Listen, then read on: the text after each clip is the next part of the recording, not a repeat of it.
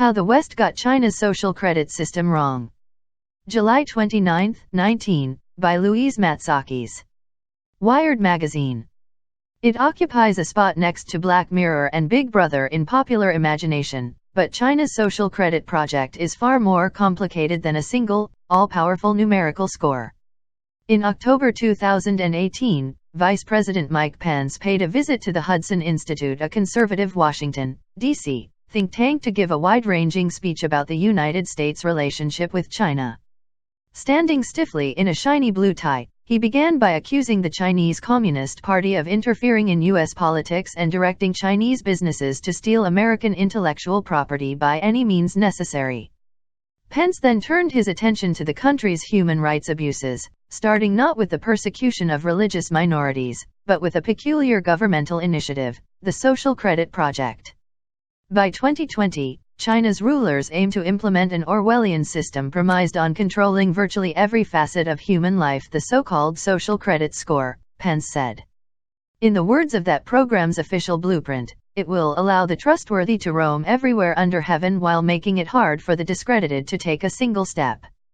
The vice president's remarks echoed a steady stream of Western media reports, published in dozens of outlets over the past few years, that paint China's social credit system as a dystopian nightmare straight out of Black Mirror. The articles and broadcast segments often said China's central government is using a futuristic algorithm to compile people's social media connections, buying histories, location data, and more into a single score dictating their rights and freedoms. The government can supposedly analyze footage from hundreds of millions of facial recognition-equipped surveillance cameras in real time, and then dock you points for misbehavior like jaywalking or playing too many video games. But there is no single, all-powerful score assigned to every individual in China, at least not yet. The official blueprint Pence referenced is a planning document released by China's chief administrative body 5 years ago. It calls for the establishment of a nationwide scheme for tracking the trustworthiness of everyday citizens, corporations, and government officials. The Chinese government and state media say the project is designed to boost public confidence and fight problems like corruption and business fraud. Western critics often see social credit instead as an intrusive surveillance apparatus for punishing dissidents and infringing on people's privacy. With just over a year to go until the government's self-imposed deadline for establishing the laws and regulations governing social credit, Chinese legal researchers say the system is far from the cutting-edge, Big Brother apparatus portrayed in the West's popular imagination. I really think you would find a much larger percentage of Americans are aware of Chinese social credit than you would find Chinese people are aware of Chinese social credit, says Jeremy Dom, a senior research fellow at Yale Law School's Paul Tsai China Center in Beijing. The system as it exists today is more a patchwork of regional pilots and experimental projects, with few indications about what could be implemented at a national scale. That's not to say that fears about social credit are entirely unfounded. The Chinese government is already using new technologies to control its citizens in frightening ways. The internet is highly censored, and each person's cell phone number and online activity is assigned a unique ID number tied to their real name. Facial recognition technology is also increasingly widespread in China, with few restraints on how it can be used to track and surveil citizens.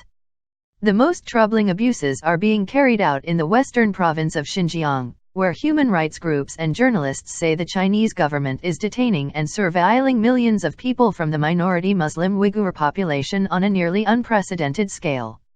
But Western concerns about what could happen with China's social credit system have in some ways outstripped discussions about what's already really occurring. Critiques are often based on worst-case scenarios far off in the future, and run the risk of minimizing the troubling aspects of the project as it is in place today. The exaggerated portrayals may also help to downplay surveillance efforts in other parts of the world. Because China is often held up as the extreme of one end of a spectrum, I think that it moves the goalposts for the whole conversation, says Dom. So that anything less invasive than our imagined version of social credit seems sort of acceptable, because at least we're not as bad as China. How Misconceptions Formed. One of the earliest Western accounts was published by an unlikely source, the American Civil Liberties Union, which doesn't operate in China. As part of his job as a policy analyst at the ACLU's Speech, Privacy, and Technology Project, J. Stanley blogs about emerging threats to civil liberties. On October 5, 2015, he published a post titled "China's Nightmarish Citizen Scores Are a Warning for Americans." The article is representative of much of the initial wave of coverage, which was often derived from second-hand information that traveled like a game of telephone, rather than on-the-ground reporting. Stanley's post was sourced largely from a similar story from Privacy News Online, which itself was based on an article from a Swedish website. Today Stanley says he intended to highlight China's program as a cautionary tale for the US. This really seemed to be pointing the way towards a dark potential future, he says. There were frankly a lot of signs and similarities to things happening in the United States, like digital profiling. The ACLU post wasn't the only outlet to use China's nascent system as a way to draw attention to privacy and surveillance issues in the West. The more I look around, the more it seems like an American social credit system is springing up around us, and it doesn't look all that different from China's, Casey Newton, a writer at The Verge, wrote in his popular newsletter just last month. China's dystopian tech could be contagious, The Atlantic similarly declared last year. While a number of journalists and academics have tried to correct the record, the science fiction myths about China's social credit score continue to endure in the West.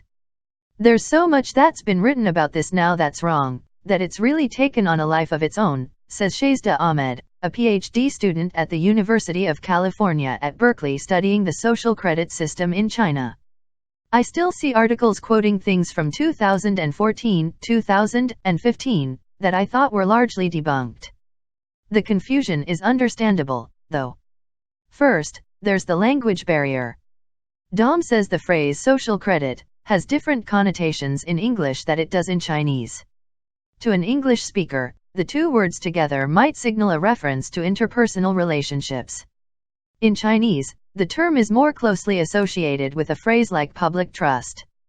There's also the added linguistic hurdle of deciphering dense legal documents. I think language is a real barrier, says Dom. Both legal jargon and political jargon and Chinese versus English.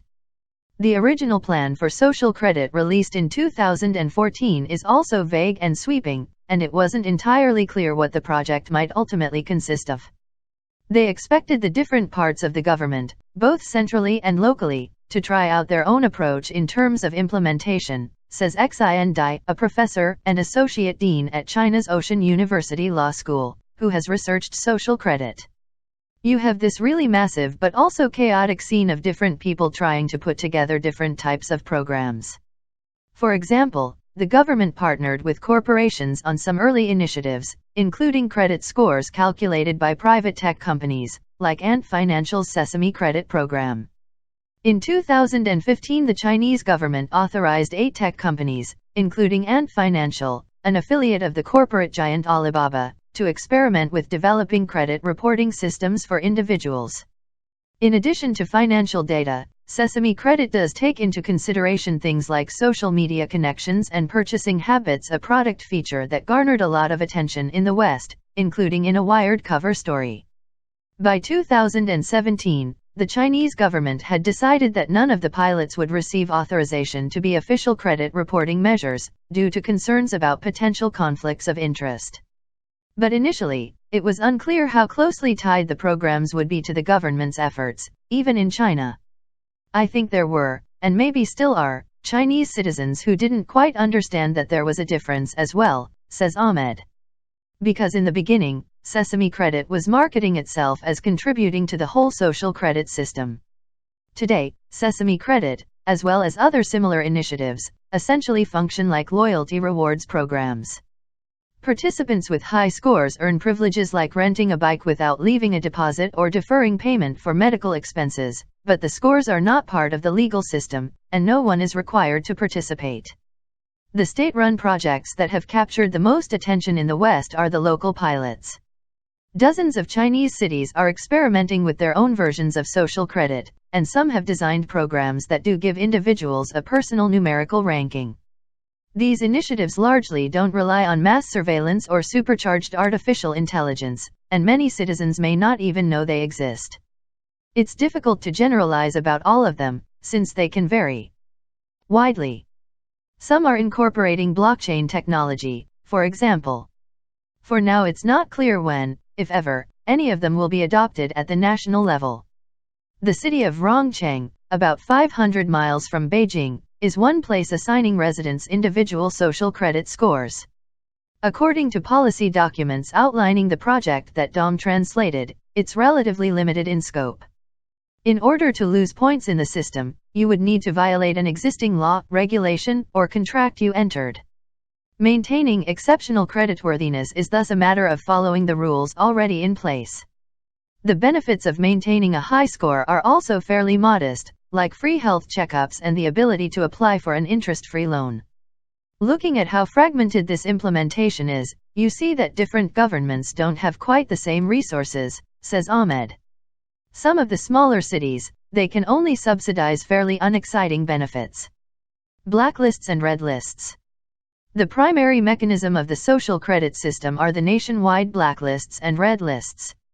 Each regulatory agency was asked to come up with a rap sheet of its worst offenders, businesses, and individuals who violated pre-existing industry regulations. The red lists are the exact opposite. They're rosters of companies and people that have been particularly compliant. Those archives were then made public on a centralized website, called China Credit, where anyone can search them. Think of the Better Business Bureau, or letter grades given to restaurants. Many regulatory agencies have signed memorandums of understanding with each other, in which they promise to punish people and businesses on one another's blacklists. Hypothetically, if this system were in the US, a business might now face additional penalties from the Environmental Protection Agency for breaking a rule at the Food and Drug Administration. There's no evidence that citizens' social media or purchasing data is being incorporated, at least not yet. They're making it so that these records are communicated to other agencies, says Dom. Somehow, that got interpreted as everything you do is being watched all the time in a panopticon, and that I have not seen. Chinese legal researchers are worried about one of these databases in particular. The Supreme People's Court maintains a blacklist of people who the government alleges did not comply with court judgments, for example by not paying fines, but also things like failing to formally apologize to someone they are found to have wronged. Being on the blacklist now comes with harsh punishments.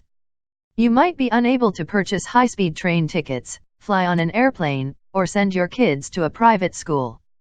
Over 13 million people were on the list as of March, according to state reports, and the government has prohibited more than 20 million plane tickets from being purchased. Yu Chen, a Taiwanese human rights lawyer and postdoctoral researcher at the Institutum Jurisprudentii of Academia Sinica, says the judgment defaulters blacklist is imposing layers of disproportionate, arbitrary, and wide-ranging punishments on people who have largely already suffered the consequences of breaking the law. She says she's also worried about how the list penalizes people who didn't commit any offense, like a child who is barred from attending certain schools because of their parents' actions. It's not clear whether citizens can effectively get off the list if they're included on it by accident, or even if they fulfill their court-ordered obligations. To enforce these punishments, Ahmed has written that the government is sharing blacklists with technology platforms. That way, people on them can't do things like book flights or buy train tickets online. Local governments are also asking social media companies to help orchestrate public shaming initiatives. In the southern city of Nanning, the social media app TikTok partnered with the local court to broadcast photos of blacklisted people between videos, like a digital mugshot. In the northern city of Shijiazhuang, blacklisted people and entities are displayed on a map within the messaging app WeChat. The features aren't yet widespread, but still raise privacy concerns, especially if people are wrongfully added to a blacklist and that information is then broadcast to everyone they know. Social credit's future. As the 2020 deadline approaches, China's social credit system still remains largely in development. There are some signs, however, that the system could soon incorporate more forms of data collection. For example, Chen says, the China Credit website already encourages users to log in by scanning their faces, though it's not mandatory. So there will be a facial recognition element if the government can persuade people to use that more, she explains. In the meantime, Dai says, Chinese academics have begun discussing the potential privacy and other risks posed by the project. They were influenced, in part, by the enormous amount of attention the social credit system has garnered in the West, despite the fact that it often hasn't been portrayed accurately. This entire thing is just so massive, and it varies across place to place, says Dye. It is easy to sort of misinterpret or only catch part of it, without seeing the entire picture.